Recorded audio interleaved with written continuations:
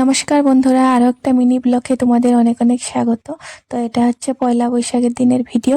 তো সকাল সকাল স্নান করে পুজো কমপ্লিট করে নিয়েছি, তারপর রান্না বান্না করব। আর তোমাদের দাদাভাই বাজার থেকে ট্যাংরা মাছ, পাবদা মাছ আর মাছের মাথা এইসব এনেছে।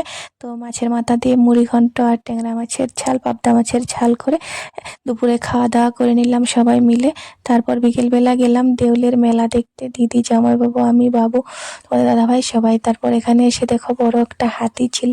ওই হাতিটাকে সবাই তরমুজ খেতে দিচ্ছিল, কিন্তু বেচারা একটা তরমুজও খেতে পারে নাই ভালো করে, সব পড়ে পড়ে যাচ্ছে।